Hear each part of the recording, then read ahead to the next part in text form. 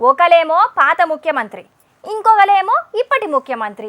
ఎలక్షన్లై కొత్త సర్కార్ వచ్చినప్పటికేంచి కేసీఆర్ సారు రేవంత్ అన్న ఇద్దరు ఎదురుపడ్డదైతే ఒకటే ఒక పారి. కానీ ఒగల మీద ఒగలు ఎన్ని మల్కల మాటలు అనుకున్నారో, ఎంత ఫైర్ అయినరో రాష్ట్రం అంతా ఎరికే. అగో గసుంటోళ్ళు ఇప్పుడు మళ్ళా కలవబోతున్నారట. తిట్టుకోనీకో జవడం పెట్టుకోనికో కాదు, పాయరంగా బలకరించుకోనీకి, ఆప్యాయంగా అలుముకోనీకి. అవునా నిజమా అని బీరిపోతున్నారు కదా. అయితే చూడురుగి ముచ్చట.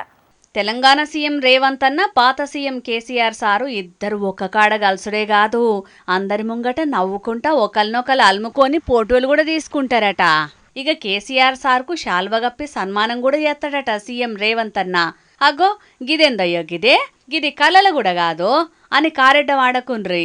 మైకుల ముంగట కూసుండి కేసీఆర్ సార్ను నోటికొచ్చినట్టు తిట్టిన రేవంత్ అన్నే కేసీఆర్ సార్ను తారీఫ్ చేసి మరీ సన్మానం చేయబోతున్నాడట.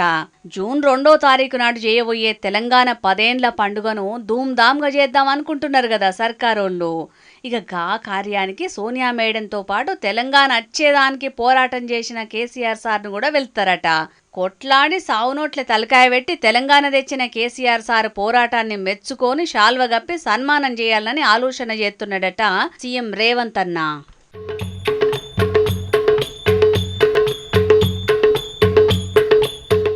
అది అవదమ్మా.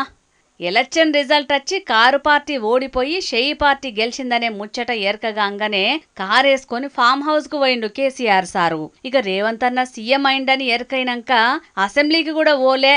కాలు నొప్పి ఉన్నదని చెప్పినా గాని గదే కాలు నొప్పితోటి రాష్ట్రం అంతా తిరిగి ప్రచారం చేసిండు. కానీ హైదరాబాదులో ఉన్న అసెంబ్లీకి అయితే ఓలే. రేవంత్ అన్న ముంగట ప్రతిపక్ష లీడర్ గా కూసోనికి కేసీఆర్ సార్కు పానం ధరిత్తలేదు. అందుకే గట్ల అసెంబ్లీకి కూడా ఓతలేడని చాలా మంది మాట్లాడిండ్రు.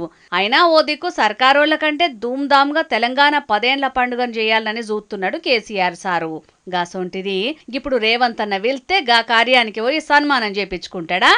అది జరగని ముచ్చట అని అనవట్టిండ్రు కేసీఆర్ సార్ గురించి బగ్గెరుకైనోళ్ళు.